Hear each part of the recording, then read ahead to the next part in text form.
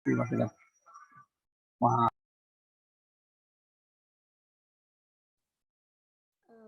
Assalamualaikum warahmatullahi wabarakatuh. Selamat pagi Pak Edi dan teman-teman semua. Kami dari kelompok 4 dengan anggota Aryuda, Bima, Eri, Hanis, Indra, Rosalin, dan saya sendiri, Sela Fondiona, akan memaparkan hasil diskusi kami terkait pengerjaan kasus 1, 2, dan 3. Langsung saja yang pertama untuk kasus 1. Kasus 1 ini ada audit atas investasi. PT Itachi merupakan perusahaan perdagangan. Ini merupakan klien KAP Anda sejak perusahaan berdiri. Pada tahun 2019 ini, Anda mendapati bahwa perusahaan mulai menginvestasikan dananya di surat berharga. Berikut informasi yang Anda peroleh dari in-house statement per 31 Desember 2019. Laporan keuangan unaudited. Untuk nomor akun 102401 dengan nama akun investasi di obligasi, ada saldo di debit sebesar 2.073 sekian. Untuk nomor akun 10.2.402 dengan nama akun investasi di saham PT Sasuno, ada saldo di debit sebesar 270 juta. Kedua investasi tersebut disajikan sebagai aset tidak lancar. Yang pertama, atas investasi ini, Anda melakukan komunikasi dengan manajer keuangan dengan hasil sebagai berikut. Yang A, investasi di saham PT Sasuno adalah untuk mendapatkan capital gain. Hal ini diputuskan dalam rapat direksi tanggal 3 Maret 2019. Manajer keuangan memberikan salinan risalah rapat tersebut kepada saudara. Yang kedua, investasi di obligasi tujuannya untuk mendapatkan penghasilan bunga secara rutin. Hal ini juga berdasarkan keputusan rapat direksi tanggal 28 Juni 2019.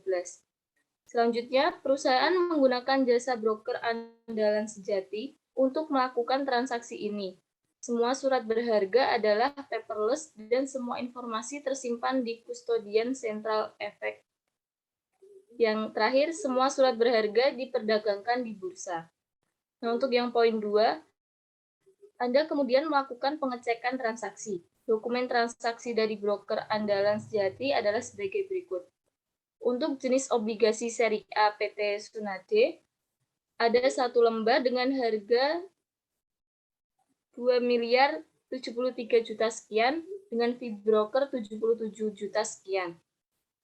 Yang kedua ada investasi di saham PT Sasuno sebesar 900 lembar dengan harga 270 juta. Untuk fee brokernya sebesar 2 juta. Obligasi seri A PT Tsunade dengan nominal 2 miliar diperoleh pada tanggal 1 Juli 2019. Obligasi ini akan jatuh tempo tanggal 1 Juli 2024. Suku bunga kupon adalah 12% yang dibayarkan setiap tanggal 1 Juli. Saham PT Sasuno diperoleh pada tanggal 5 Maret 2019. Yang poin 3, dari dokumen tersebut, Anda melakukan pengecekan ke jurnal transaksi. Diketahui bahwa perusahaan membebankan semua beban transaksi ke beban administrasi. Yang keempat, berdasarkan perhitungan saudara atas transaksi pembelian obligasi, tingkat suku bunga pasar saat pembelian adalah 11%. Namun, bila memperhitungkan biaya transaksi, bunga pasar yang berlaku adalah 10%. Yang kelima, Anda kemudian melakukan pengecekan ke situs Bursa Efek dan memperoleh data bahwa per 31 Desember 2019, harga masing-masing surat berharga tersebut adalah sebagai berikut. Untuk investasi berupa obligasi seri A, PT Tsunade, harga sebesar 2.284 juta sekian. Yang kedua ada investasi di saham PT Sasuno dengan harga 279 juta. Nah, untuk tugas Anda ini ada 4. Yang pertama, jelaskan asersi atas saldo dan transaksi yang relevan terkait investasi yang dilakukan oleh PT Itachi. Yang kedua, identifikasi prosedur yang sudah dilakukan dan asersi yang sudah berdasarkan prosedur yang sudah Anda identifikasi. Yang ketiga, tentukan prosedur tambahan yang menurut Anda diperlukan beserta asersi yang diuji. Yang keempat, usulkan jurnal koreksi yang diperlukan. Untuk yang pertama, asersi yang relevan dalam audit atas investasi. Yang pertama ada asersi transaksi occurrence. Nah, tujuan auditnya adalah memastikan seluruh transaksi terkait investasi benar-benar terjadi. Yang kedua, completeness, untuk memastikan seluruh transaksi terkait investasi telah dicatat atau di jurnal dan masuk dalam buku besar perusahaan. Untuk asersi akurasi, dengan tujuan memastikan seluruh nilai transaksi terkait investasi telah dicatat dengan benar. Selanjutnya, asersi transaksi classification, dengan tujuan memastikan seluruh transaksi terkait investasi telah dicatat pada akun yang tepat. Yang terakhir, terkait asersi transaksi ada cut-off, dengan tujuan memastikan seluruh transaksi terkait investasi dicatat pada periode pembukuan yang tepat. Selanjutnya ada asersi saldo. Yang pertama, existence. Tujuannya memastikan seluruh saldo terkait investasi benar-benar ada. Yang kedua ada completeness, untuk memastikan seluruh saldo investasi telah dicatat. Ada valuasi dan allocation, untuk memastikan bahwa nilai saldo investasi telah dicatat dengan tepat. Yang terakhir ada right and obligation, untuk memastikan saldo investasi yang ada benar-benar merupakan milik klien. Nah, selanjutnya soal kedua, prosedur audit yang telah dilakukan. Yang pertama ada komunikasi atau wawancara verbal dengan manajer keuangan terkait investasi. Untuk asersi yang diuji terkait transaksi ada classification, untuk saldonya valuation dan allocation. Yang kedua ada memeriksa dokumen-dokumen bukti transaksi terkait investasi dari broker andalan.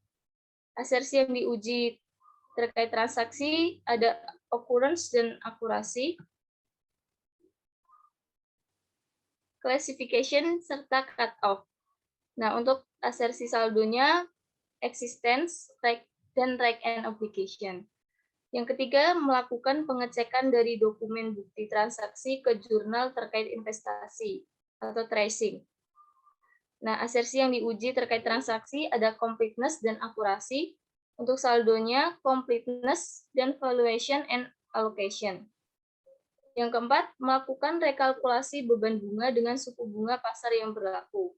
Asersi yang diuji terkait transaksi adalah akurasi. Untuk saldonya, valuation dan allocation. Yang kelima ada melakukan pengecekan atau konfirmasi ke situs efek untuk memperoleh data terkait nilai wajar investasi yang dimiliki klien. Asersi yang diuji terkait saldo yaitu valuation dan allocation. Untuk soal ketiga, prosedur tambahan yang dapat dilakukan. Yang pertama, melakukan rekalkulasi pendapatan bunga dan amortisasi obligasi. Asersi yang diuji terkait transaksi yaitu akurasi, dan untuk saldo yaitu valuation dan allocation. Yang kedua ada memeriksa keabsahan dokumen kepemilikan investasi dan pengendalian internal terkait otorisasi oleh pihak yang berwenang. Untuk asersi yang diuji adalah asersi saldo, right and obligation. Yang ketiga ada memeriksa transaksi yang mendekati tanggal akhir periode akuntansi. Asersi yang diuji terkait transaksi yaitu cut-off, dan terkait saldo yaitu valuation dan allocation. Yang keempat ada melakukan rekalkulasi saldo obligasi pada akhir periode. Asersi yang diuji terkait saldo yaitu valuation and allocation. Dan yang terakhir, melakukan prosedur analitis terkait pendapatan bunga dan imbal hasil investasi. Untuk asersi yang diuji berupa saldo, yaitu valuation and allocation. Untuk selanjutnya akan dijelaskan oleh Ariyuda. Baik, untuk selanjutnya yaitu jurnal koreksi. Jadi di sini kita akan melakukan koreksi terhadap akun-akun investasi yang dimiliki oleh PT Itachi. Nah, di sini yang pertama kan ada investasi obligasi. Nah, dan kedua ada investasi saham. Coba tolong ke bawah itu slide-nya, Excel-nya. Nah, ini bahwa lagi nanti di sini kita review materi AKM dulu. Jadi di sini ada klasifikasi aset keuangan ya, kan ada terdiri dari instrumen utang, derivatif sama instrumen ekuitas. Nah, di sini untuk PT Itachi memiliki instrumen utang dan instrumen ekuitas. Nah, lalu di dalam soal itu diketahui bahwa investasi saham atau instrumen ekuitas itu untuk mendapatkan capital gain. Nah, berarti karena ini untuk mendapatkan capital gain, berarti dia tergolong sebagai dan tidak ada keterangan untuk diperjualbelikan, maka di dalam investasi saham ini dicatat menggunakan metode FVTPL. Kemudian untuk investasi obligasi di dalam soal ada keterangan bahwa tujuannya untuk mendapatkan penghasilan bunga secara rutin. Berarti di sini sesuai di gambar ini berarti kan ada tes karakteristik, ada arus kas kontraktual dari aset tersebut untuk pembayaran pokok dan bunga. Berarti kan dia menerima. Berarti di sini ya, terus habis itu keterangannya ini juga apakah tujuan model bisnisnya untuk memiliki aset dalam rangka mendapatkan arus kas atau apakah tujuan model bisnisnya untuk menjual aset keuangan. Nah, di sini itu tidak ada keterangan apakah dijual atau tidak gitu ya. Terus kemudian, tapi di sini ada keterangan diperdagangkan di bursa, berarti bisa dijual, bisa tidak juga. Terus kemudian di soal juga tidak ada persyaratan menggunakan fair value option. Jadi dalam keterangan soalnya juga minim. Tapi kita asumsikan di sini menggunakan amortized cost untuk investasi obligasinya. Nah, kemudian yang pertama kita kemudian lanjut ke sebelah kanan. Nah, di sini ada juga keterangan mengenai biaya broker. Di soal kan biaya brokernya itu dijadikan sebagai biaya administrasi. Nah, kalau kita review ke materi AKM bahwa biaya broker itu untuk investasi utang yang pengukurannya menggunakan amortized cost. Jadi kan kita asumsikan sebagai amortized cost itu biaya brokernya dicatat sebagai cost of investment. Jadi masuk ke dalam biaya investasi atau pengakuan. Nah, setelah ditambahkan biayanya itu kita juga mencari market rate of interest baru gitu. Kemudian berarti ke atas dulu dengan penyesuaiannya. Nah, di sini berarti kita bisa lihat bahwa nilai perolehan investasinya itu yaitu seharga present value 2.073.917.000 ditambah biaya brokernya 77 juta sehingga nilai perolehan investasinya 2.151.000.000. Nah, di sini kita bisa lihat mencari market interest baru juga. Kalau disoalkan market interest value-nya kan 10% bunga pasar yang berlaku bila memperhitungkan biaya transaksinya. Kita juga bisa memperhitungkan dengan Excel. Di sini bisa diklik yang 6 ini.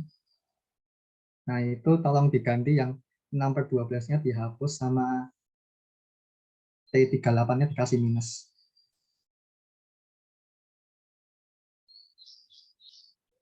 Itu bintangnya juga dihapus. Nah, coba enter.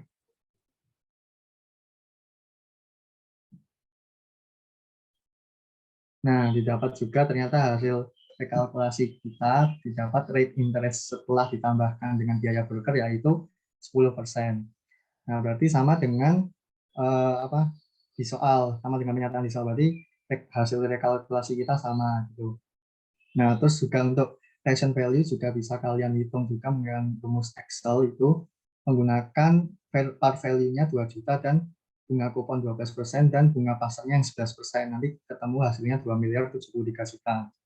Nah, berdasarkan ini berarti hasil rekalkulasi kita sudah sama untuk yang investasi obligasi, tetapi untuk yang pencatatan biaya brokernya masih berbeda, sehingga kita lakukan penyesuaian. Yang pertama, penyesuaian kapitalisasi biaya broker obligasi PT Sunati, yaitu mencatat investasi di obligasi pada beban administrasi. sebesar 77.713.000. Kemudian yang kedua, ternyata PT Itachi ini belum mencatat amortisasinya gitu. Padahal kan untuk ketentuan akuntansi untuk apa namanya investasi utang ini harus mencatat amortisasi dan pendapatan bunga dari obligasi tersebut. Nah, untuk di keterangan di soal belum terdapat pencatatan terkait investasi amortisasi ini, sehingga kita catat di debit piutang bunga sebesar 120 juta itu didapat dari 12% kali 6/12 karena ini dari Juli ke Desember, terus dikali dengan par value-nya 2 miliar. Kemudian untuk pendapatan bunganya kita catat senilai T38, itu nilai perolehan investasi yang 2.161 juta itu dikali 10%. Nah, ini bunganya harus pakai bunga yang baru, bunga yang dengan yang sudah ditambahkan dengan biaya broker tadi kali 6/12 didapat 107 juta. Nah, kemudian selisihnya dialokasikan ke investasi di obligasi sebagai bagian dari amortisasi investasi tadi. Nah, kemudian lanjut ke penyesuaian di sahamnya. Boleh ke bawah dulu, bagian gambar lagi tadi.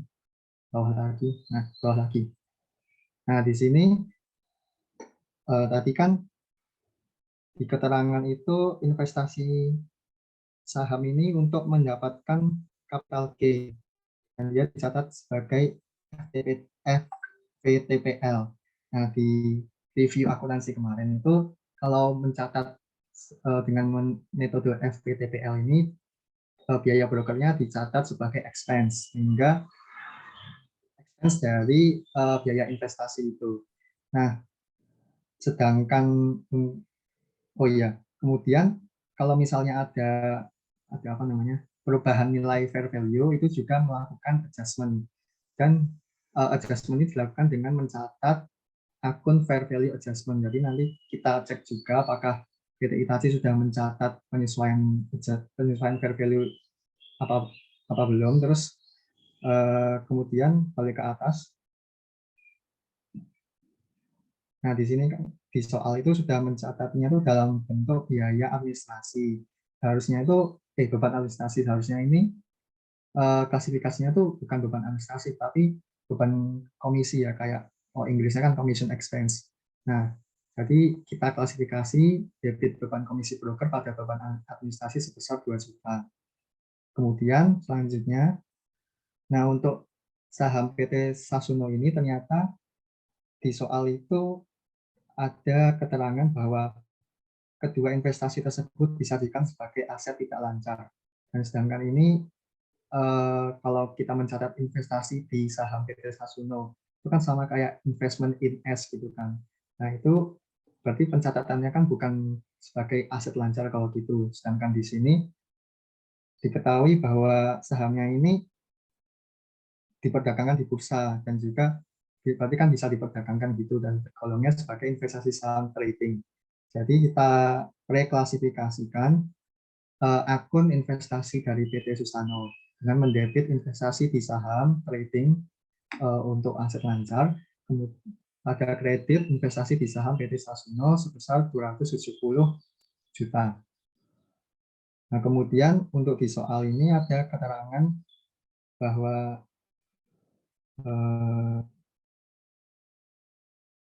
harga investasi di saham pada 31 Desember 2019 itu adalah 279 juta. Nah, dari sini berarti kan ada kenaikan nilai fair value dari investasi saham. Berdasarkan ketentuan akuntansinya, kita harus mencatat penyesuaian dari nilai pasar saham tersebut dengan mencatat akun fair value adjustment di debit pada unrealized holding gain or loss income sebesar 9 juta. Nah, demikian untuk usulan jurnal koreksi dan soal kasus 1. Selanjutnya akan beralih ke kasus 2.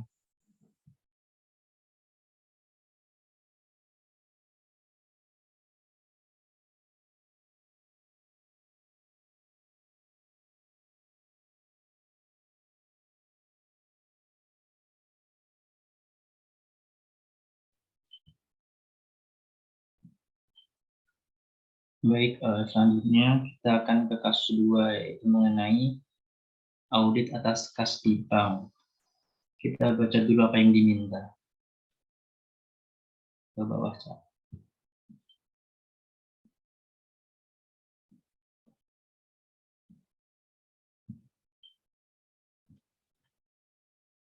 Yaitu yang diminta yang A, yaitu dari prosedur audit yang telah dilakukan, sebutkan asersi apa yang masih belum teruji, dan jelaskan prosedur audit apa untuk menguji asersi yang masih belum teruji tersebut. Kemudian yang B, susunlah kertas kerja atau schedule rekonsiliasi bank. Masih ke soal.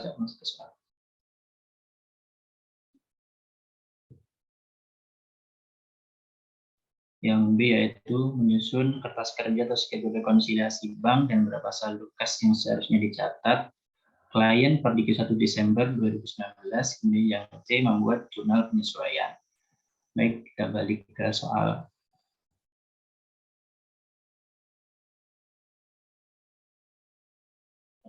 KAP Aisjus dan rekan melakukan audit atas laporan keuangan PT Jejalu untuk tahun buku yang berakhir 31 Desember 2019 untuk pertama kali.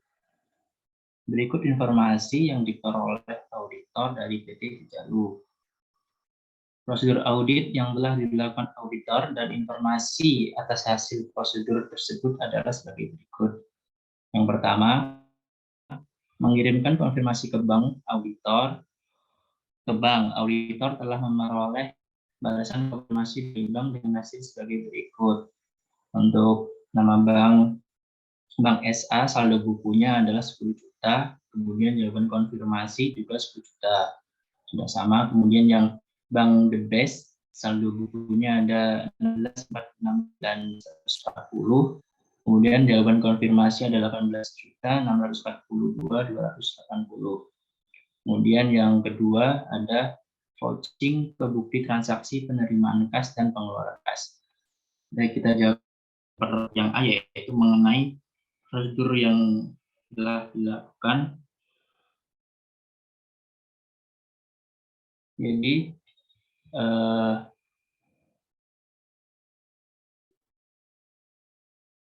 untuk asersi saldo akun ini terdapat 4 asersi, yaitu ada existence, tracking obligation, valuation and allocation, dan completeness. Untuk existence sendiri, yaitu prosedur auditnya sudah dilakukan tadi, mengirimkan konfirmasi ke bank. Kemudian untuk track and obligation juga sudah dilakukan tadi, yang nomor 2, yaitu melakukan vouching ke bukti transaksi penerimaan kas dan pengeluaran kas. Kemudian yang ketiga yang belum dilakukan yaitu ada asersi valuation dan allocation, yaitu melakukan rekonsiliasi atau reperformance sebagai prosedur alternatif atas konfirmasi yang berbeda antara saldo kas per buku dan per bank. Kemudian yang belum juga dilakukan yaitu ada asersi completeness. Prosedur auditnya yaitu kita bisa melakukan tracing dari bukti transaksi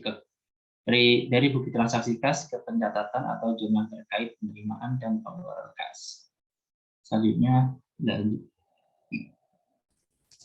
Baik, selanjutnya untuk yang B yang diminta adalah susunlah kertas kerja atau schedule rekonsiliasi bank dan berapa saldo kas yang seharusnya dicatat oleh klien per 31 Desember 2019. Nah, dikarenakan terjadi perbedaan saldo buku antara saldo buku dan jawaban konfirmasi untuk Bank The Best, maka auditor harus melakukan rekonsiliasi ulang. Sedangkan data yang bisa didapatkan terkait transaksi pada Bank The Best itu ada pada soal, yaitu yang pertama, ada saldo rekening kas menurut rekening koran Bank The Best adalah sebesar 18.642.280. Maka hal ini akan dimasukkan ke saldo per bank, yaitu sebesar 18.642.280. Selanjutnya yang kedua yaitu saldo rekening kas menurut catatan perusahaan pada tanggal yang sama adalah sebesar 16.469.140.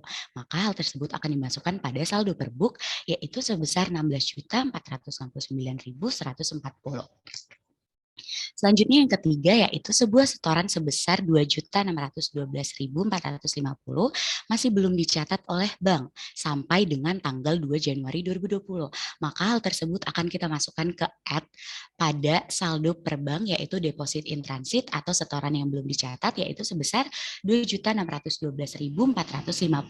Selanjutnya yang keempat yaitu bank membebankan biaya administrasi bank kepada perusahaan sebesar 11.400, maka hal tersebut kita masukkan ke biaya administrasi bank less pada saldo per book yaitu sebesar 11.400.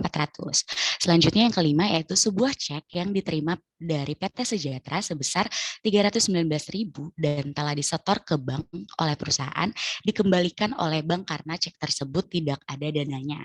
Maka hal tersebut kita masukkan ke less pada saldo per book yaitu NSF atau non-sufficient fund check atau cek kosong sebesar 319.000. Selanjutnya yang keenam yaitu cek yang telah ditarik oleh perusahaan namun belum diuangkan ke bank oleh pemegangnya sampai tanggal 31 Juli 2018 adalah cek nomor 234 senilai 320.180, cek nomor 345 senilai 617.240, cek nomor 466 sebesar 473.000 dan cek nomor 567 senilai 964.570. Maka hal tersebut akan kita masukkan ke less pada saldo per bank yaitu kita masukkan sebagai outstanding check. Selanjutnya yang ketujuh yaitu cek nomor 553 sebesar 187.000 salah dicatat dalam pembukuan perusahaan sebesar 178.000. Cek ini digunakan untuk membayar biaya reparasi kendaraan. Maka hal tersebut kita masukkan ke error atau salah catat pada less saldo per book sebesar 9.000.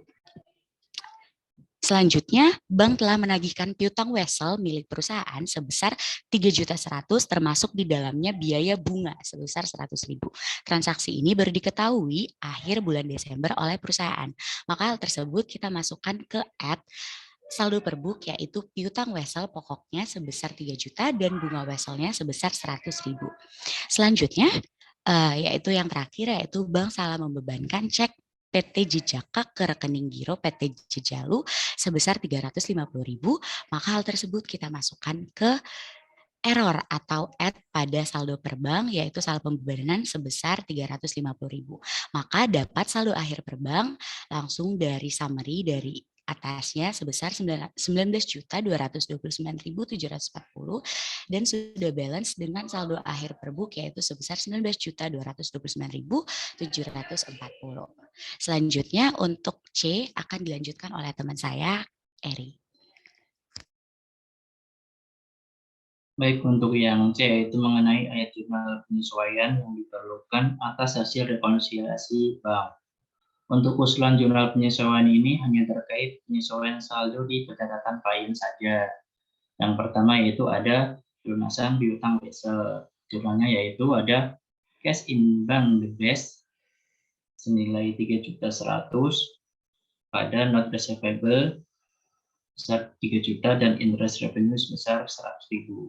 Kemudian yang kedua ada biaya administrasi bank yaitu jurnalnya miscellaneous expense pada cash in bank the best sebesar 11.400. Kemudian yang ketiga ada not solution fund atau cek kosong. Jurnalnya yaitu account receivable pada cash in bank the best sebesar 319.000. Kemudian yang terakhir ada error pencatatan pembayaran biaya reparasi. Jurnalnya yaitu reparation expense pada cash in bank the best sebesar 9.000. Baik, selanjutnya untuk kasus 3 akan kita sampaikan saya.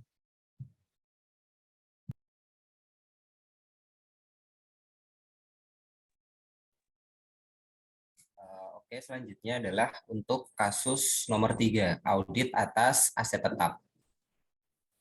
Soalnya adalah berikut ini adalah data dan informasi sehubungan dengan audit atas aset tetap PT ABC per 31 Desember 2020 yang dilakukan oleh KAP DEF. Auditor yang melaksanakan pemeriksaan adalah Joko dan supervisor bernama Budi dan angkanya adalah dalam ribuan rupiah. Informasi yang pertama adalah ikhtisar mutasi aset tetap untuk tahun 2020 untuk tanah biaya perolehannya di awal tahun adalah 2 juta dan tidak ada mutasi penambahan dan pengurangan, dan saldo akhirnya adalah 2 juta. Untuk bangunan, saldo awalnya 12 juta, ada penambahan 120.000, saldo akhirnya 12.120.000. Kemudian untuk kendaraan, saldo awalnya 1.500.000, penambahan 228.000 dan pengurangan 150.000, dan saldo akhirnya 1.578.000. Untuk peralatan, saldo awalnya adalah 500.000, tidak ada penambahan maupun pengurangan, dan saldo akhirnya adalah 500.000. Kemudian untuk akumulasi penyusutan untuk bangunan di awal tahun 2020 ada 1.200.000, ada penambahan sebesar 64.000, dan saldo akhirnya adalah 1.264.000. Untuk kendaraan, saldo awalnya adalah 600.000, ada penambahan sebesar 101.400 dan pengurangan 60.000, maka saldo akhirnya adalah 641.400. Dan untuk peralatan, saldo awalnya adalah 250.000, ada penambahan sebesar 62.500 dan saldo akhirnya 312.500. Maka nilai bukunya di awal tahun adalah 13.950.000 dan di akhir tahun ada 13.980.100. Informasi kedua adalah PT ABC berdiri pada tanggal 1 Januari 2018 dan semua aset tetap dibeli pada tanggal tersebut. Tidak terdapat penambahan atau pelepasan aset tetap selama tahun 2019. Yang ketiga, PT ABC menyusutkan aset tetap dengan metode garis lurus dengan estimasi masa manfaat selama 20 tahun untuk tanah dan 20 tahun untuk tanah dan bangunan, 5 tahun untuk kendaraan, dan 4 tahun untuk peralatan. Dan tidak ada nilai sisa yang diestimasi. Informasi keempat, kendaraan per 1 Januari 2020 terdiri dari 10 unit kendaraan operasional yang dibeli bersama-sama pada tanggal 1 Januari 2018. Pada tanggal 1 Juli 2020, sebuah kendaraan mengalami kecelakaan dan dijual sebesar Rp50.000. Jurnal yang dibuat PT ABC waktu itu adalah sebagai berikut: bank debit 50.000, kerugian penjualan aset 40.000, akumulasi penyusutan 60.000, dan kreditnya biaya perolehan mobil sebesar 150.000. Pada tanggal 1 Oktober, PT ABC membeli mobil baru seharga 200.000, fasilitas pembiayaan selama 36 bulan. Ini kayaknya tipe jadi 24 bulan. Data mengenai pembelian tersebut adalah sebagai berikut. Harga mobilnya 200.000, uang muka 60.000, jumlah pembiayaannya 120.000, bunga selama 2 tahun, per tahunnya 10% sebesar 28.000, dan jumlah yang harus dibayar angsurannya adalah 168.000 dan cicilan per bulannya 7.000. Cicilan pertama dimulai pada 1 November 2020. Rincian cicilannya sebagai berikut. Dan kemudian jurnal yang dibuat oleh PT ABC pada tanggal 1 Oktober 2020 adalah sebagai berikut. Aset tetap di debit 228.000 pada bank dan bank sebesar 60.000 di kredit dan utang leasing 168.000.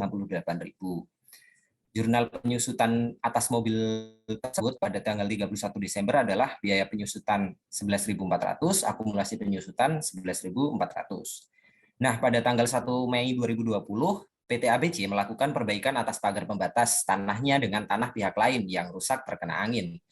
Dengan total biaya sebesar 120.000, batas minimal kapitalisasi adalah 50.000, dengan jurnalnya yang dicatat adalah bangunan pada bank sebesar 120.000. Jurnal penyusutannya pagar tersebut, biaya penyusutan bangunan pada akumulasi penyusutan sebesar 4.000. Prosedur yang sudah dilakukan oleh auditor adalah: 1. Melakukan substantive analytical procedures, memeriksa transaksi perolehan dan pelepasan tahun 2020, memeriksa saldo akhir biaya perolehan aset tetap, dan memeriksa ketepatan klasifikasi dan kecukupan pengungkapan. Ada 3 soal yang diminta. Yang pertama adalah prosedur audit yang belum dilakukan dan tujuan auditnya. Yang kedua adalah usulan jurnal koreksi. Yang ketiga adalah kertas kerja schedule pendukung.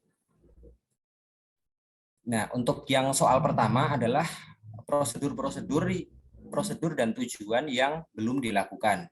Ini adalah yang sudah dilakukan sebelumnya. Yang pertama yang belum dilakukan adalah yang pertama melakukan perhitungan kembali penyusutan aset tetap untuk menguji assertive valuation and allocation dengan tujuan umumnya akurasi. Tujuannya untuk memastikan bahwa akumulasi penyusutan aset tetap itu sudah dihitung secara tepat. Kemudian untuk yang kedua adalah melakukan perhitungan kembali pengakuan aset tetap dan utang cicilan serta pembayarannya untuk menguji assertive valuation and allocation. Tujuan umumnya akurasi dan klasifikasi. Tujuan khususnya untuk memastikan jumlah aset tetap, utang cicilan, dan pembayaran sudah dicatat dengan tepat dan diklasifikasikan ke akun yang tepat. Kemudian meminta seluruh rincian saldo aset tetap dan melakukan pemeriksaan fisik atas aset tetap yang dimiliki oleh perusahaan untuk menguji asersi eksistensi, dan tujuan khususnya untuk memastikan bahwa seluruh aset tetap yang dicatat benar-benar ada pada saat tanggal neraca. Selanjutnya untuk nomor 4, prosedur yang belum dilakukan adalah meneliti invoice yang terkait dengan perbaikan aset tetap untuk mengetahui transaksi yang seharusnya dikapitalisasi untuk menguji asersi completeness dan valuation and allocation. Tujuan umumnya completeness dan classification. Tujuan khususnya untuk memastikan semua transaksi perbaikan aset tetap yang memenuhi batas klasifikasi sudah dikapitalisasi, batas kapitalisasi sudah dikapitalisasi dengan lengkap serta diklasifikasikan ke akun yang tepat. Kemudian yang kelima, memastikan jumlah tercatat pada dokumen, jurnal pencatatan dan master file aset tetap sama dengan jumlah pada general ledger. Untuk menguji asersi valuation and allocation, tujuan umumnya detail tie-in, dan tujuan khususnya untuk memastikan bahwa jumlah aset tetap dalam general ledger sama dengan dokumen, pencatat, dan master file aset tetap. Dan yang terakhir, prosedur audit yang belum dilakukan adalah melakukan inspeksi dokumen terkait aset tetap dan utang cicilan untuk memeriksa kepemilikan aset tetap dan utang perusahaan. Prosedur itu untuk menguji asersi right and obligation, dan tujuan khususnya untuk memastikan aset tetap pada laporan memang berhak dimiliki oleh perusahaan, serta utang cicilan yang berkaitan dengan pembiayaan dan aset tetap mencerminkan kewajiban perusahaan. Itu untuk soal nomor 1. Untuk soal nomor 2 akan dilanjutkan oleh teman saya. Soal nomor 2 yaitu membuat usulan jurnal koreksi yang dibutuhkan. Yang pertama, nomor 4.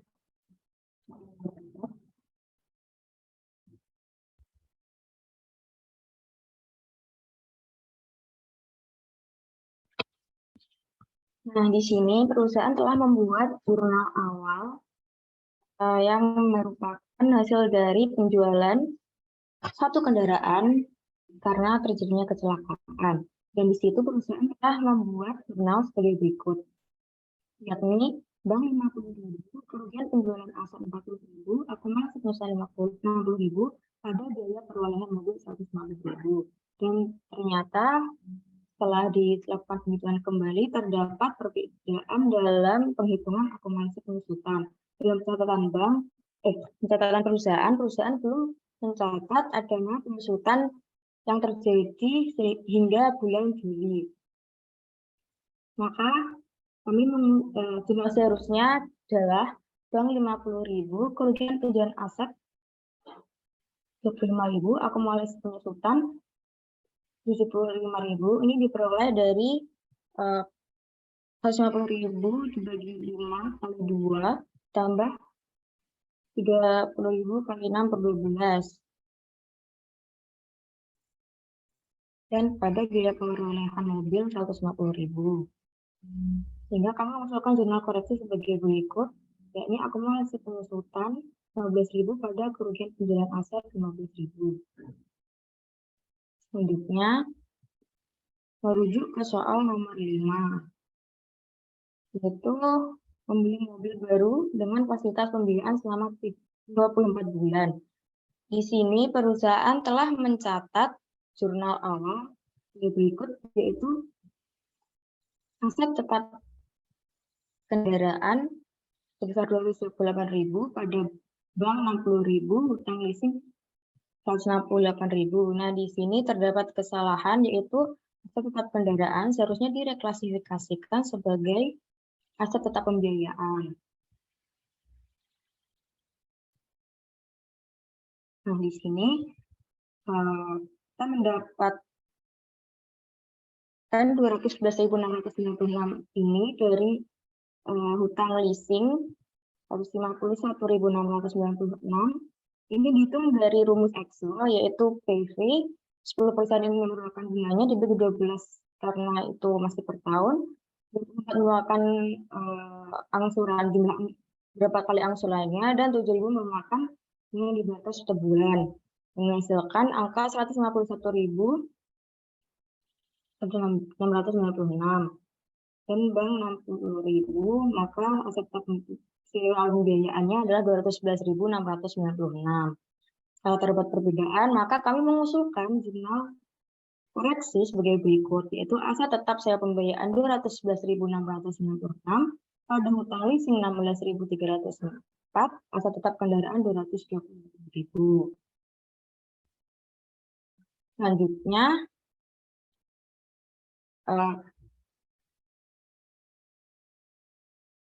perusahaan telah mencatat penyusutan sebagai berikut, yaitu biaya penyusutan kendaraan pada akumulasi penyusutan kendaraan 11.400. Karena tadi terdapat penghitungan ulang, maka angka di sini juga akan berbeda. Nah, jurnal yang seharusnya dibuat itu adalah sebagai berikut. Ini diperoleh dari angka aset tetap sewa pembiayaan 211.000 bagi 5, yaitu tahun penyusutan manfaat kali 3/12, yaitu bulannya. Maka diperoleh 10.585 dengan jurnal beban penyusutan kendaraan pada aset tetap sewa pembiayaan. Nah, karena ada perbedaan, kami mengusulkan jurnal koreksi sebagai berikut, yakni akumulasi penyusutan kendaraan sebesar 11.400 pada biaya penyusutan kendaraan sebesar 815, akumulasi penyusutan aset tetap sebesar 10.585. Selanjutnya adalah pembayaran. Nah, angka ini didapatkan dari soal, yakni jurnal yang telah dicatat oleh perusahaan, beban bunga sebesar 4.500, hutang leasing 2.500 pada kas 7.000, beban bunga 4.200, hutang leasing 2.800 pada kas sebesar 7.000. Nah, ini tadi terdapat penghitungan ulang yang ada di tabel leasing sebelah kanan. Nah, jadi berikut.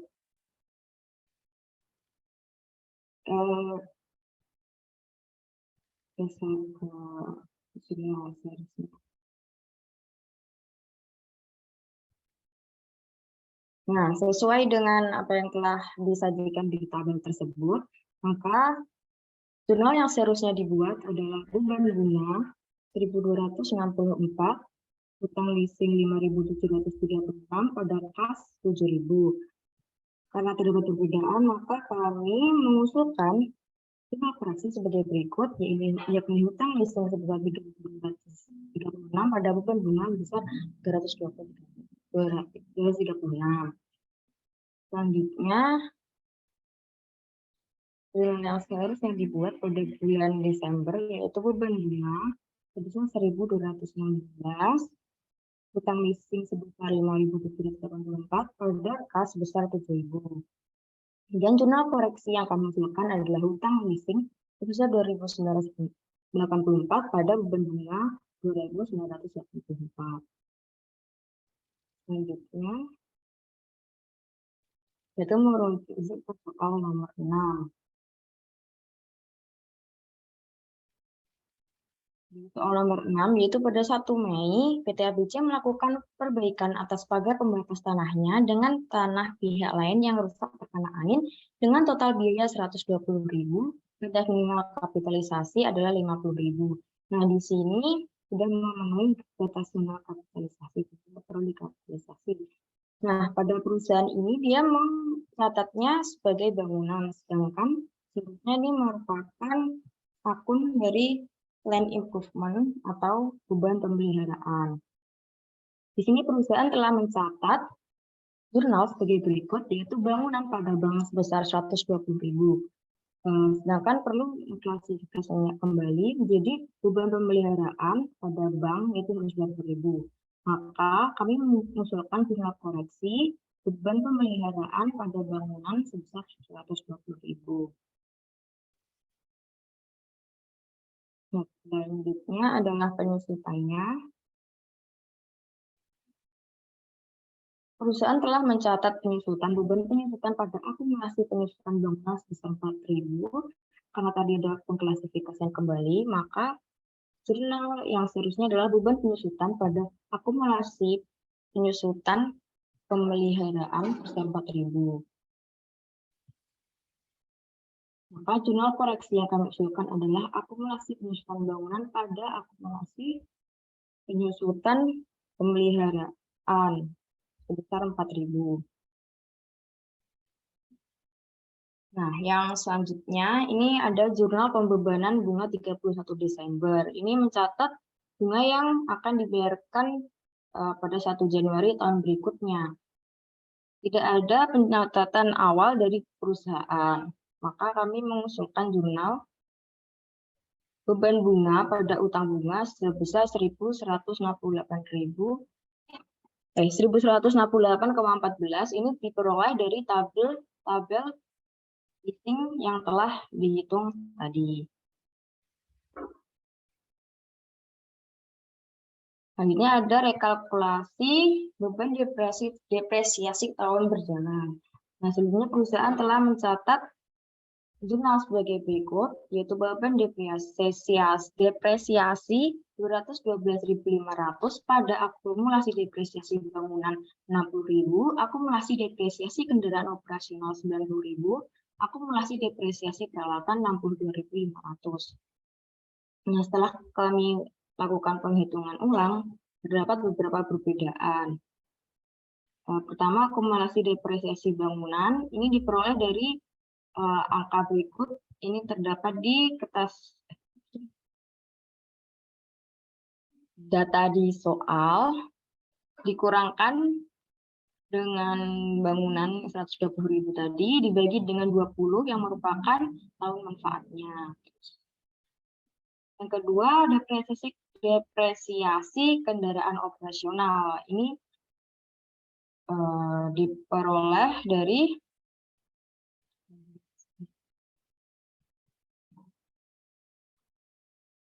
Rp150.000 kali 9, yaitu 9 kendaraan yang belum dijual tadi, dibagi 5 dalam merupakan tahun manfaat, ditambah 150.000 satu kendaraan yang telah dijual tadi, dibagi 5 merupakan tahun manfaat, kalikan setengah,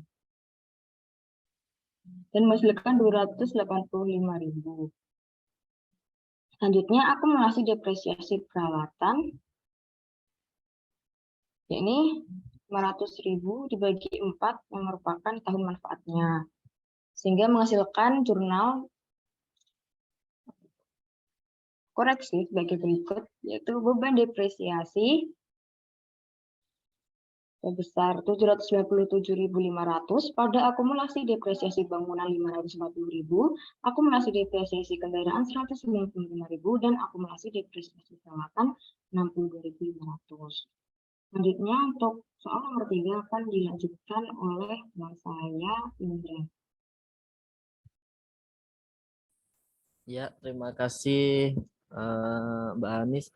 Selanjutnya nih yang soal 3 ini mengenai kertas kerja schedule pendukung. Nah, ini tabelnya ini, template-nya ini dari soal yang halaman terakhir ini. Jadi kita tinggal ngisi aja. Nah, ini Untuk keterangannya ini ada biaya perolehan tanah sejumlah 2 juta, lalu bangunan sejumlah 12.120 sekian, kendaraan 1.578.000, peralatan 500.000, lalu ada aset tetap, lalu dijumlah 16.198.000. Ini untuk yang per klien ini didapatkan dari soal yang tadi nomor 1 itu, jadi kita tinggal salin aja. Lalu ini untuk parenya ini untuk tanah tidak ada, kosong. Untuk bangunan di sisi kredit ada 120.000. Nah, ini didapatkan pada jurnal koreksi yang sudah dibuat oleh teman saya tadi. Lalu untuk kendaraan di sisi kredit 228.000 ini juga sama didapatkan pada jurnal koreksi nomor 5 tadi itu. Ada di X31. Lalu aset tetap pembiayaan pada sisi debit ada 211.696. Maka per auditnya tinggal kita jumlah aja dengan yang pare ini 2 juta. Lalu untuk bangunan 12 juta karena aset ini kan saldo normalnya di debit. Nah, ini ada kredit 120.000, maka berkurang jadi 12 juta. Untuk kendaraan juga sama, dikurangi 228.000, maka 1350. Lalu untuk peralatan 500.000 tetap, aset pembiayaan 211.696. Maka per audit pada 31 Desember 2020 16.061.000 sekian. Lalu lanjut untuk akumulasi penyusutan. Nah, tanah ini menurut per klien 0. Nah, seperti yang kita tahu tanah ini tidak ada penyusutannya. Maka di parenya pun juga kosong karena tidak ada jurnal depresiasinya. Untuk bangunan pada per klien mencatat 1.264.000. Lalu di jurnal koreksi di sisi debit ada sejumlah 4.000 pada W46 ini, dan di sisi kredit ada 540.000. Ini di yang jurnal koreksi terakhir tadi. Maka di jumlah jadi 1.800.000 karena akumulasi penyusutan itu saldo normalnya di sisi kredit, maka dikurangi 4.000 ditambah 540.000. Lalu untuk yang akumulasi penyusutan kendaraan ini 641.400 menurut klien, tetapi terdapat koreksi di sisi debit ada 11.400, lalu di sisi kredit ada 195.000. Maka per auditnya 825.000. Selanjutnya pada peralatan per klien itu 312.500. Di sisi debit tidak ada, namun di sisi kredit ada 62.500, maka menjadi 375.000. Aset tetap pembiayaan menurut per klien nggak ada, tapi ini tadi ada di jurnal koreksi, maka ditambahkan 10.585, maka jadi 10.585. Maka per auditnya ini untuk akumulasi ini 3.010 sekian. Lalu ini untuk nilai bukunya. Nah, nilai bukunya ini tanahnya didapatkan dari tadi yang atas ini, nah dikurangi dengan akumulasi penyusutan, maka hasilnya 2 juta. Begitu pula dengan bangunan sama 12.120.000 dikurangi 1.264 dari akumulasi penyusutan, hasilnya 10.856.000. Untuk kendaraan 936.000 didapatkan dari ini 1.048.000 dikurangi 312. Untuk peralatan 500.000 dikurangi 312.500, 187.500. Hasil tetap sewa pembiayaan 0, maka pakainya 13.980.100. Nah, ini di sisi parenya ini kosong, maka per auditnya 2 juta untuk tanah.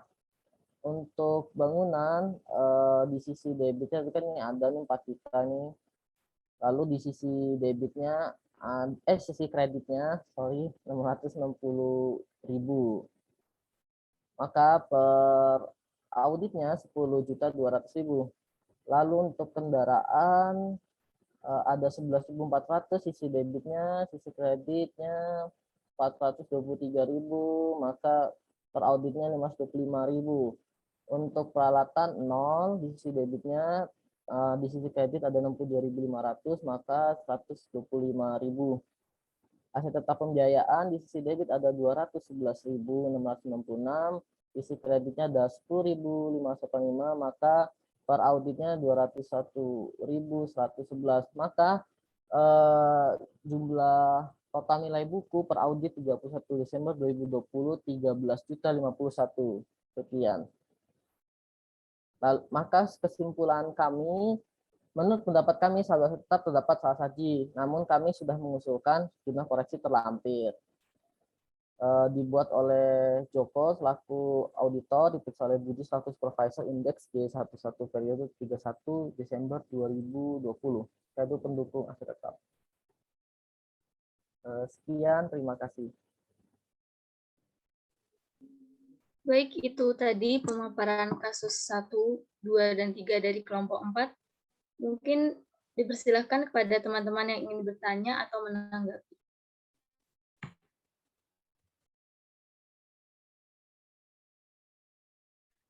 Monggo teman-teman, ini kemarin di-share ke semua orang, cuma memang saya mohon maaf ya, kemarin agak terlambat ya Mas Idru ya, sampai dengan tim itu baru nge-share.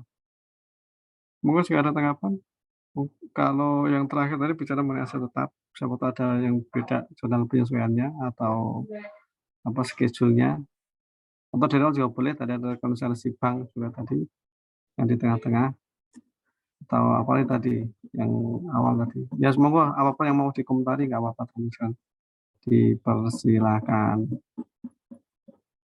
Investasi tadi yang pertama tadi ya, investasi apa tadi, investasi ya ada investasi lah, investasi obligasi kalau saya tadi kalau saya. Monggo, yuk.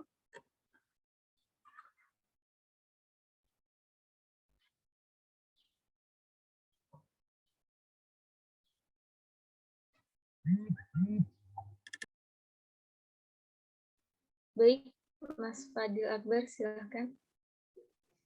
Baik, terima kasih atas kesempatan yang diberikan.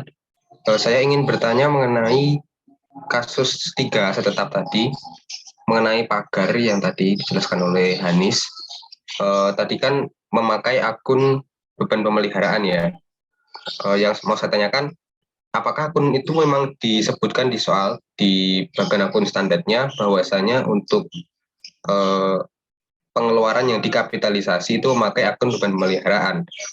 Bukankah seharusnya memakai akun land improvement? Seperti itu. Karena menurut saya kalau kita pakai akun beban nanti jadinya salah paham gitu dan bisa masuk ke income statement juga kan kalau beban. Baik, terima kasih.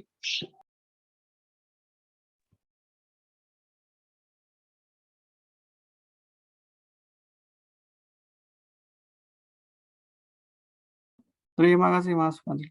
Keren. Monggo lanjut yang lain teman-teman.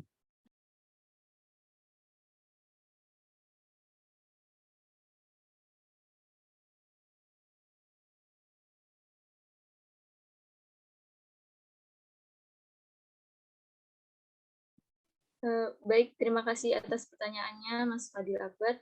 Mungkin dari Hanis bisa langsung dijawab.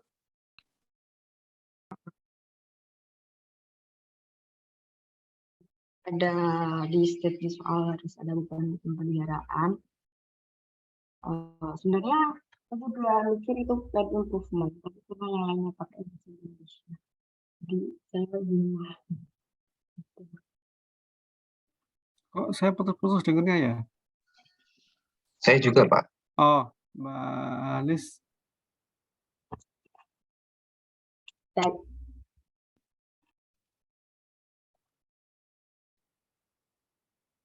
Jadi sebenarnya saya juga berpikiran buat pakai akun dan improvement karena tidak ada lista juga harus memakai akun beban pemeliharaan karena saya pakai ini karena emang yang lainnya pakai bahasa Indonesia gitu, jadi nggak bingung.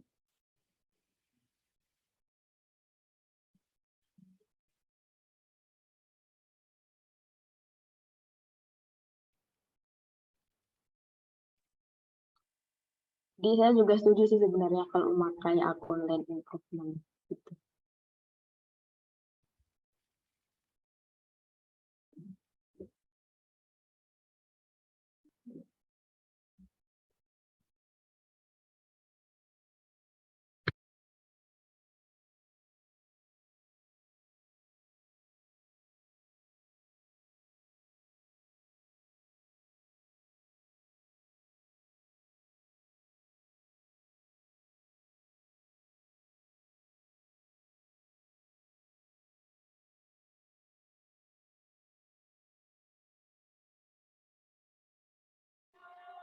Mohon izin. Jadi emang seharusnya pakai itu ya, land improvement ya, Anis ya. Ya, Oke, siap. Terima kasih.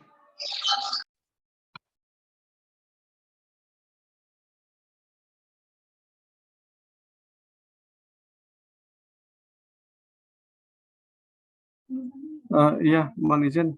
Ini tadi kenapa masuk ke beban pemeliharaan awalnya gitu, terus apa tadi disampaikan setuju sih kalau land improvement lebih pas itu gitu. Ada pertimbangan tertentu mungkin untuk pemakaian beban pemeliharaan ini, Mbak Anis, sebelumnya?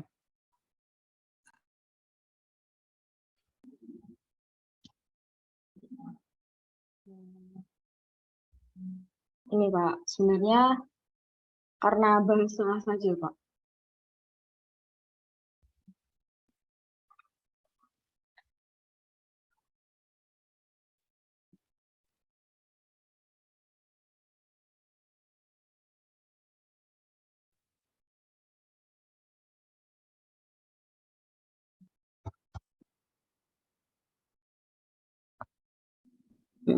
Sebentar lagi ada di sini, sebentar Pak ya.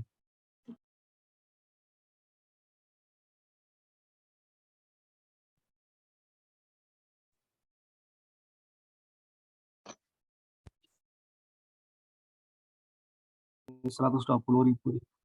120.000 itu kan apa namanya, melampaui batas minimal nilai kapitalisasi yang hanya 50.000 kan itu, sehingga ketika jurnal awalnya itu sudah mengakui sebagai bangunan di sini, kemudian akan disesuaikan disusutkan pada akhir bulan, akhir periode, akhir tahun dengan penyusutan kan itu.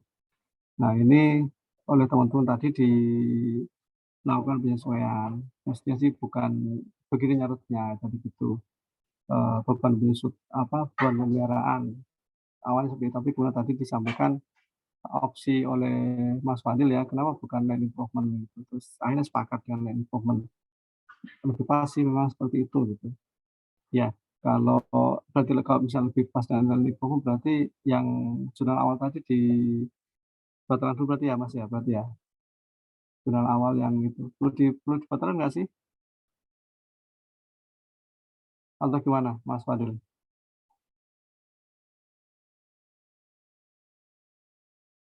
Mohon izin, Pak. Sebelumnya maaf Pak, di sini ada azan di Oh ya, sudah ya. Oke. Ya, balik ke Mbak Hanis. Mbak Hanis, tadi kan sudah disajikan dengan biaya pemeliharaan, ya kan ya? Biaya pemeliharaan itu. Ini berarti kalau lihat jurnal di sini berarti biaya pemeliharaan pada bank, kemudian sekaligus beban penjutaan pada akumulasi. Ini reklasifikasinya mana Mbak? Beban pemeliharaan pada ini yang seharusnya, yang kali ini yang koreksinya ya, berarti koreksinya ada beban pemeliharaan pada bangunan, berarti gitu ya, beban pemeliharaan pada bangunan, kemudian akumulasi penjutaan pada, oke, ya. Terus kenapa Mbak Anies menjadi tergoda untuk mengikuti pendapat Mas Fadil? Sebenarnya kemarin saya juga agak bingung Pak membuat akunnya. Oke, monggo yang lain pendapat teman-teman sekalian. Ini apa namanya direklasifikasi ke beban pemeliharaan itu karena menurut pertimbangan awalnya direklasifikasi ke beban pemeliharaan, tapi kemudian berubah setelah ada masukan dari Mas Fadil lebih ke land improvement atau melalui batas kapitalisasi kok tadi. Ayo, ini awalnya bingung, sekarang pun menjadi agak ragu lagi gitu ya, ditanya lagi. Tadi awalnya udah sepakat ini lebih pas itu, tapi sekarang jadi tidak lagi, masih ragu lagi. Silakan yang lain, monggo.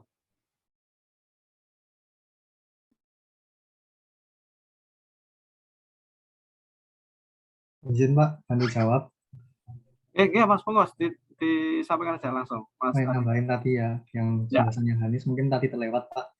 Ini kan tadi di soal ada keterangan tentang batas kapitalisasinya itu minimalnya 50.000. Sedangkan ini biaya apa namanya perbaikannya itu 120.000. Jadi kan sudah bisa dikapitalisasi sebagai aset. Tapi di sini itu asetnya berupa pagar pembatas tanah itu. Jadi kan kalau di kebijakan akuntansi yang dulu dipelajari di KSO itu kan pagar kan masuknya sebagai land improvement. Jadi harusnya mencatatnya sebagai land improvement bukan bangunan atau beban pemeliharaan gitu Pak. Iya, sepakat tadi kan masukan dari Mas Fadil tadi kayak gitu Pak, dan tadi Mbak Hanis sepakat itu dengan itu. Saya kira kita semua juga harapannya sih sepakat dengan itu. Cuma ini kan nggak tahu di teman-teman dapatnya kayak apa gitu. Apakah memang seharusnya ada land improvement gitu pada bank di situ sehingga reklasifikasi adalah land improvement pada bangunan atau tetap pada beban pemeliharaan. Tadi apa namanya? Pas saya tanya kenapa waktu itu pakai beban pemeliharaan tadi itu Mbak Hanis agak ragu nih jawabnya tadi itu. Memang agak antara dua itu sih Pak gitu. Mana yang lebih pas tadi yang gitu toh. Monggo ada masukan lain yang bisa ada yang masih berpendapat ada beban pemeliharaan teman-teman, monggo silakan jika ada yang pendapatnya ke sana. Kita pengen dengar argumentasi kayak apa gitu. Siapa tahu ada argumentasi yang akhirnya nanti Mas Fadil bisa terima kan gitu Mas Fadil ya gitu. Kita semua bisa terima nggak apa-apa. Ada nggak? Atau semua memang ya sepakat ini memang harusnya adalah sebagai land improvement kata Mas Arwidia tadi Mas Fadil juga kayak gitu.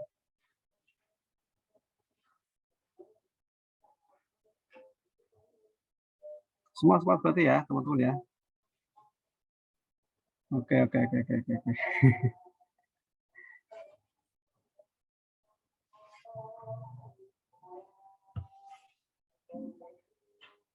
Nah, ini nanti disusutkannya dengan cara gimana tadi ya, Mbak Hanis? Disusutkan apa tidak? Pertama itu disusutkan apa tidak? Kalau penyusutan gimana? Ada beban penyusutan pada akumulasi penyusutan, terus selanjutnya adalah akumulasi penyusutan bangunan.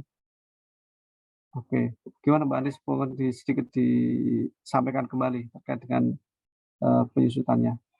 Monggo Mbak.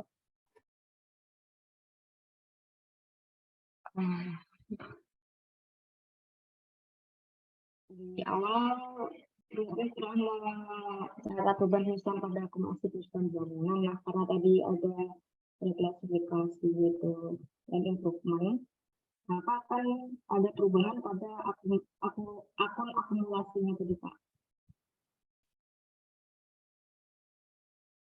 Jadi penyusutan pada akumulasi penyusutan dan improvement.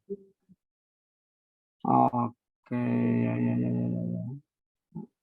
Oh, langsung diganti sekalian aja nih ya. Ya.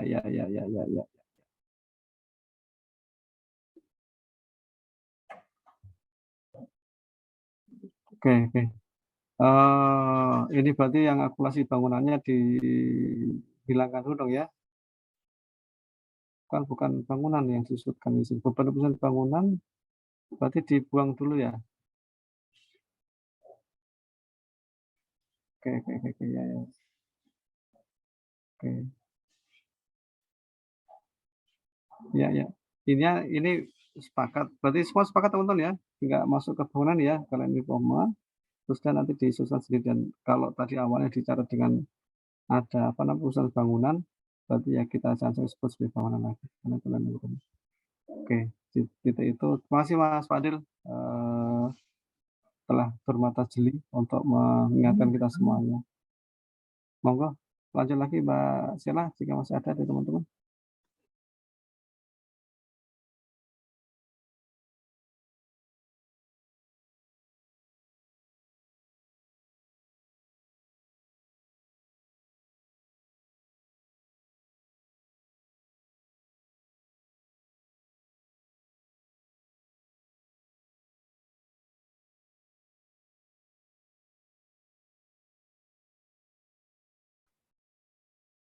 Masih ada teman-teman? Ini ditungguin sama Mbak Sela dan teman-teman satu grup 4. Cukup satu tadi ya memang yang memang cukup signifikan menggelitik ya. Kenapa begitu? Yang lain tidak ada berarti kah? Mas Fadil sepakat dengan isinya semua? Mohon izin Pak, kalau boleh menambahkan, kalau ada reklasifikasi ke land improvement, ini saya agak lupa juga sih Pak, tentang land improvement itu, apakah seharusnya ada penyusutan atau tidak? Mungkin bisa dijawab juga oleh kelompok berapa ini kelompok ini? Kelompok berapa itu? Kelompok 4. Ya. Moga Mas Aryuda, kalau Mbak Alis tadi putus-putus suaranya. Apakah disusukan tadi gitu Mas Fadil ini? Singkatnya gitu.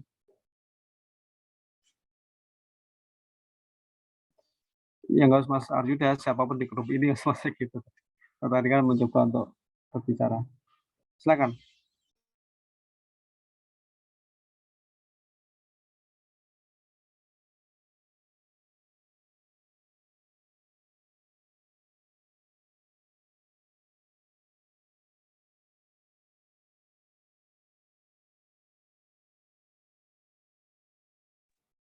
Mas Fadil ya, ini sedang mengumpulkan tenaga dulu untuk menjawab biar sekaligus tuntas.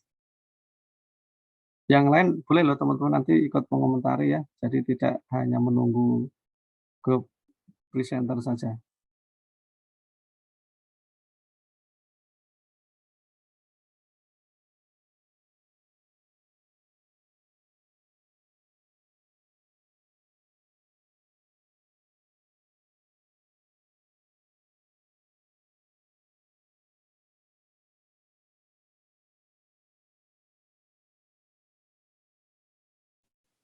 Izin menjawab, Fadil.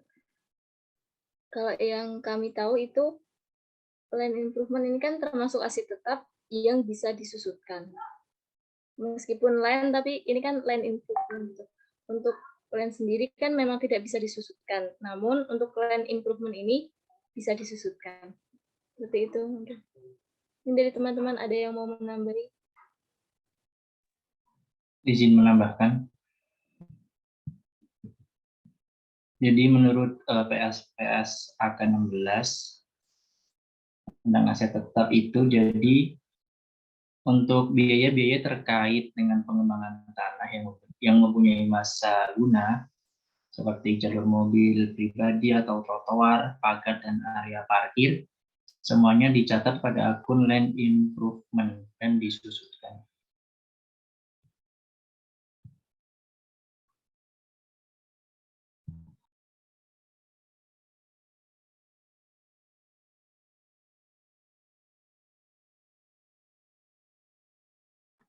Masih ada pertanyaan teman-teman? Iya, kenapa disusutkan ada bentuk fisiknya Mas ya, kalau land kan maksudnya ada bentuk bangunannya disusutkan. Kalau land kan tanah memang tidak improvement-nya, ini mau ya disusutkan. Kita semua sepakat disusutkan itu. Jadi penyusutannya hanya atas pagarnya itu Mas, ada masa manfaat pagar. Tadi disebut juga di PSK 16 ya, sudah seperti itu ya. Terima kasih Mas Eri. Mas Fadil, kesalahan bukan jawab pertanyaannya tadi ya? Iya kan ya? Iya Pak. Sip. Ya, terima kasih. Baik, terima kasih kelompok 4. Terima kasih Pak Edi. Terima kasih Mas Edi, sama-sama. Monggo, masih ada yang tidak?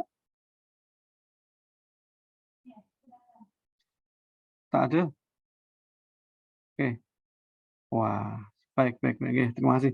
Terima kasih tonton. Ini tadi ya kembali lagi saya sampaikan jeli Mas Fadil melihat di sisi itu karena melampaui batas kapitalisasi tadi 50.000, dia 120.000 gitu, sehingga harus dicara dengan cara apa gitu. Sementara tadi beban pembiayaan kayak kita sama-sama tadi kurang aware ya terkait tadi itu. Lantas dibaca ulang soalnya, oh iya ternyata ini adalah land improvement. Terima kasih. Kemudian ditegaskan kembali tadi Mas Heri bahwa di PSK juga memang harus disusutkan, dan itu memang kesepakatan harus disusutkan, kesepakatan para ahli akuntansi di PSK tentunya seperti itu. Baik teman-teman sekalian, tadi sudah ada 3 kasus terakhir yang dibacakan, disampaikan oleh teman-teman semuanya gitu. Saya kira yang obligasi yang saldo bank tadi itu nggak terlalu rumit ya. Kemudian yang terakhir tadi sedikit diskusi. Nah, yang ingin saya sampaikan tadi teman-teman sekalian terkait dengan ya tadi disebut juga formatnya kayak gitu. Nanti andai kata di ujian itu muncul contoh formnya, ikuti itu aja gitu. Nggak usah membuat yang berbeda.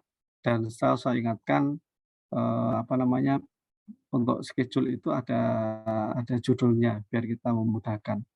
Oh iya, ini kalau sekarang ngomong ujian ini kayak gitu. Jadi teman-teman sekalian nanti ujiannya mohon tulisannya yang bisa dibaca juga oleh saya, jangan egois, hanya boleh dibaca sendiri, saya kesulitan baca, nggak apa, khawatir nanti salah menilai gitu.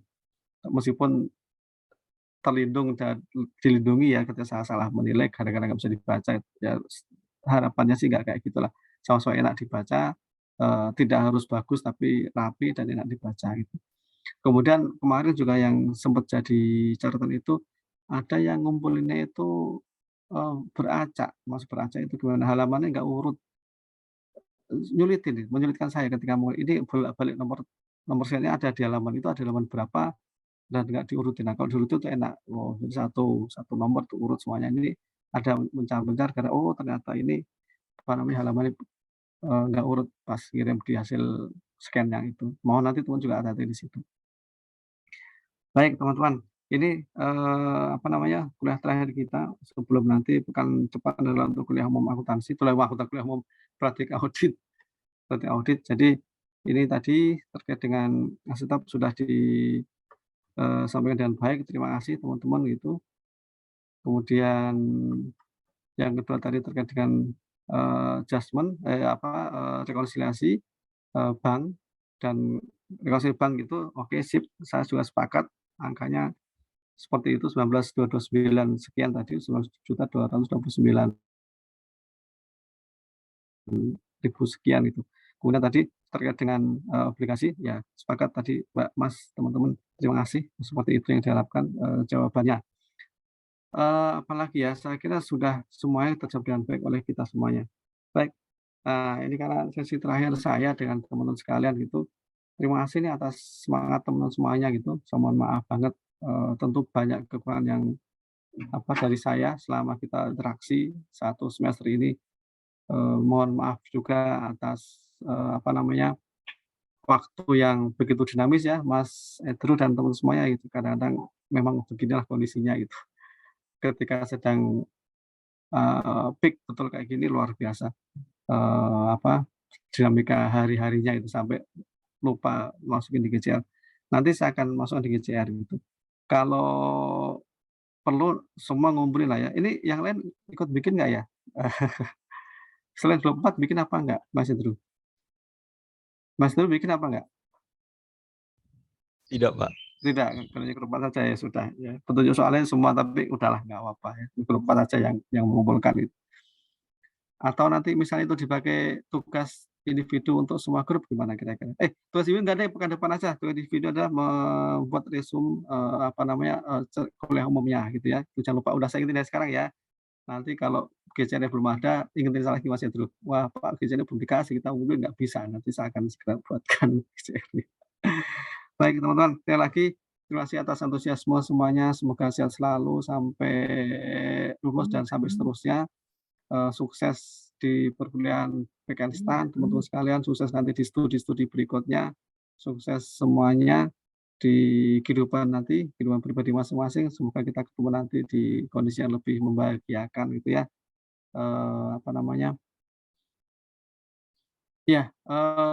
Serius lah sebagai anak muda itu jangan pernah sembrono, jangan pernah tidak serius dalam menyiapkan masa depan. Waktu bergulir terus, tidak bisa diulang gitu ya. Kita tidak punya batunya siapa namanya itu yang di Avenger itu, batu apa yang bisa mundur ke tahun untuk itu, nggak ada kayak gitu. Waktu berjalan terus, dan nanti yang ada penyesalan ketika kita menyia-nyiakan atau menyia-nyiakan waktu-waktu yang sudah kita lewati. Jadi cukup pelajaran buat kita kalau beberapa waktu kemarin kita masih agak ele-elean, bahasa Jawanya ele-elean, nggak serius gitu ya. Paling ini ada terkait dengan masa depan temanmu sendiri, masa depan lebih dari itu, kalau kita mau memberi nilai lebih ya, ternyata dampaknya tadi saya sampaikan adalah luar biasa besar bagi bangsa kita juga gitu. Jadi kalau kita ingin menjadi manusia yang bermanfaat, ya kita manusia yang baik, itu manusia yang mulia gitu ya.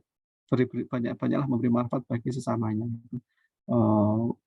Orang terkadang orang yang banyak memberi manfaat bagi sesamanya. Jadi kalau kita makin banyak memberi manfaat, tentu kita akan semakin baik, nggak hanya di mata manusia, tapi yang lebih penting di mata Tuhan Yang Maha Kuasa. Itu saya tadi pagi menceritakan tentang rel kereta api menjaga itunya dan banyak hal semacam itu.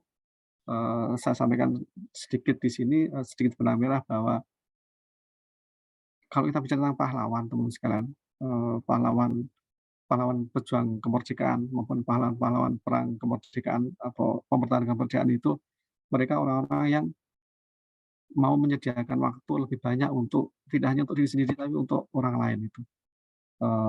Jenderal Sudirman sakit tapi mau bergerilya. Jelas kondisi nggak mudah, tapi ternyata para prajurit TNI waktu itu, rakyat juga itu mendukung beliau bergerilya sehingga bisa menang kan gitu ya.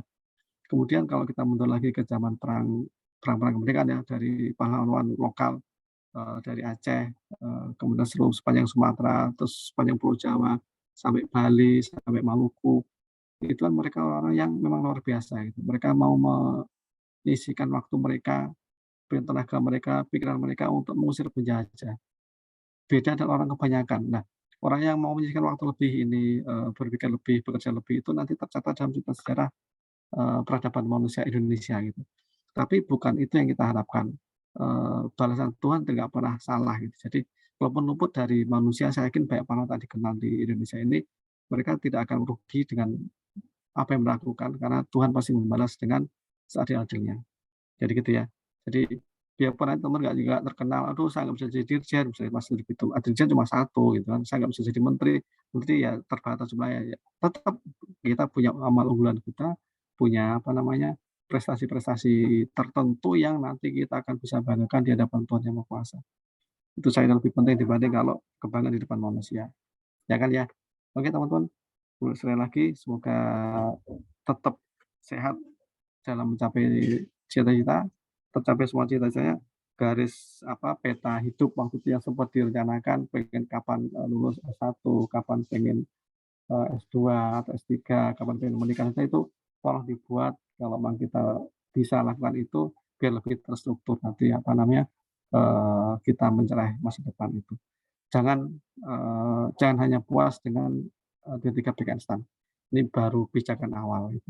Pondasi sedang teman-teman siapkan, maka kuatkan pondasi itu sehingga nanti untuk dipasang sampai seberapa tinggi pun itu akan tetap kokoh. Baik, sekali lagi saya mohon maaf sekali lagi ya, teman-teman, jika ada banyak, enggak cuma jika banyak sekali hal yang mungkin membuat teman-teman nggak berkenan itu dalam segala hal itu, mohon maaf sekali lagi. Kita saling maafkan lah semuanya gitu. Nanti saling mendoakan juga semoga kita menjadi yang semakin hari semakin baik semuanya. Demikian ya. Izin Oke. Pak. Mas Ini Ilham. pertemuan terakhir juga ya Pak, walaupun sebenarnya minggu depan masih ada kuliah umum. Jadi ini kita udah siapin background juga. Kita kalian foto bersama di Zoom dulu mungkin Pak. Oh, background. Saya cilik tulisannya Mas. Terima kasih banyak Bapak. Oh alah, ya ampun. Saya udah tua matanya berarti ya. Membaca gitu aja terbata-bata. Ini mau foto bareng di lapangan CD di mana? Enggak ya? Di sini aja Pak. Oke, monggo. Itu Mas Fadil malah hilang. Oh, sudah ada sekarang. Oke. Gimana? Sebagai pengarah gaya, Mas Indra kok hilang, Mas Indra? Bisa, Mas? Mas Indra kemana itu? Kalau yang di laptop nggak jelas, Pak. Oh Jadi gitu. saya pakai HP. Keren sekali ini. Oke. Iya. Jadi ini duduk manis saja ya. Oke, duduk manis. Terus 1, 2 di nggak ada acting apa gitu? Boleh Pak. Kayak apa ya? Jempol dulu ya. Gini. Boleh nggak? Boleh Pak. Satu aja banyak-banyak. Mas, boleh. 1, 2, 3. Oke. Udah Mas ya. Teman-teman ya, terima kasih semuanya. Izin Pak Sehat sebentar. selalu. Mungkin sepatah dulu kata dari saya dulu. Belum mengakhiri perkuliahan ini. Saya sebagai ketua kelas 612 mungkin minta maaf sebesar-besarnya pada Bapak, mewakili teman-teman semua juga. Barangkali kami di setiap perkuliahan ini ada salah dengan Bapak, kita juga jarang aktif juga di kelas, kita terutama jarang mungkin ada yang telah mengumpulkan tugas juga kepada Bapak, dan mungkin kalau telat ngumpulin itu penalti loh ya. Mungkin salah-salah yang bikin Bapak nggak enak hati. Kami mohon maaf sebesarnya Pak, dan kami juga mohon izin juga, mohon doanya. Ini kami akan melaksanakan ujian akhir semester terakhir kami di PTN Instan, dan mungkin ada juga yang memang beneran terakhir di PTN Instan, karena mungkin selanjutnya akan melanjutkan di tempat lain. Dan kami juga mohon doanya Pak, semoga dilancarkan, diberikan kesempatan juga, dan diberikan akhir yang manis bagi kami semua. Ya Mas, semoga lancar semua ujiannya teman-teman, terang pikirannya, nanti mengerjakan soal dengan mudah dan sukses ya. Intinya sih sukses gitu. Sulit pun yang penting sukses nggak apa-apa. Lancar studi di Instan, lulus dengan membahagiakan kepada semua pihak. Amin, semoga demikian. Dari Edru Pak, ada yang mau disampaikan dulu sebagai PJ? Mas Edru. Ayo Pak, saya selaku PJ-nya Pak, secara pribadi, kan tadi udah kelas sama Ilham. Secara pribadi mohon maaf kalau ada salah kata di chat WhatsApp atau mengganggu waktunya yang saya chat di waktu yang Bapak lagi istirahat atau lagi kumpul. Mohon maaf Pak. Mas, nggak apa Mas, aman. Saya senang kalau diingetin, kalau nggak diingetin kan malah jadi repot. Terima kasih Mas Endru, nggak ada masalah antara kita. Saya terima kasih banget dibantu oleh Mas Endru selama ini. Tanpa Mas Endru kayaknya bincang kita ya gitu. Wes, ini luar biasa. Oke, saya maaf ngerepotin suatu waktu tiba-tiba minta perubahan jadwal atau apa. Ya, terima kasih teman semuanya. Pokoknya keren banget lah semuanya lah kayak gitulah. Ya, nggak usah semua ngomong kali ya. Nanti sampai besok nggak selesai nanti gitu. Pokoknya semoga ujian teman-teman nanti satu sebelum ujian ini yang udah balik belum balik sehat selalu sampai proses semua studi selesai, ujiannya sukses semuanya dengan hasil terbaik yang bisa membahagiakan kita, bisa membuat orang seperti kita itu lega hatinya gitu, lapang dadanya itu, nggak sempit dadanya, tercapai semua cita-cita teman-teman sekalian gitu. Ya, itu sih yang saya harapkan terbaik untuk kita. Nanti semoga saya ketemu, itu saya dulu pernah ketemu itu di mana dan udah jadi orang keren. Orang keren nggak harus berupa jabatan tinggi, tapi bermanfaat banyak bagi samanya. Gitu. Sip, terima kasih teman-teman sekalian ya. Sampai ketemu di waktu yang akan datang. Saya kapan pelatihan di DJP itu saya jadi DJP di Pujat Pajak, pas jadi langsung di situ disapa mahasiswa saya dulu. Nah, itu masih ingat saya enggak gitu. Untungnya grup kelasnya belum dibubarin. Saya masih di situ. Saya langsung cek, oh iya masih Mas ini kan di grup kelas ini kan itu ya. Dan beberapa kali tapi bukan berarti grup ini nggak boleh dibubarin, monggo saja kalau mau dibubarin nggak apa-apa gitu. Maksudnya ketika ada gitu kan, saya langsung pura-pura bisa nyari-nyari dulu di grup di mana ya, gitu. Nggak hafal semuanya. Nggak apa-apa. Terima kasih, nanti kalau ketemu silakan menyapa di Jurang Mangu, saya tinggal di Pondok Jaya. Nanti kalau ketemu dengan saya dimanapun, feel free untuk menyapa. Kalau saya nggak lihat atau nggak dengar, teriak lebih keras biar saya mendengar, gitu ya. Terima kasih telah menjadi teman-teman saya, sahabat-sahabat saya selama sekian pekan, tiap hari Rabu Mas ya, kecuali lagi pindah hari ya gitu. Senang sekali saya merasa mudah nih ke teman-teman semuanya. Oke, sip, cukup ya. Sampai ketemu lagi kapan-kapan teman-teman. Semoga semakin baik kondisi kita, semakin sukses semuanya, dan Indonesia semakin maju ke depannya. Saya izin untuk end meeting for all. Boleh ya, Mas Edru ya? Boleh Pak. Boleh. Itu apa tadi? Enggak ada apa-apa. Oke, sip.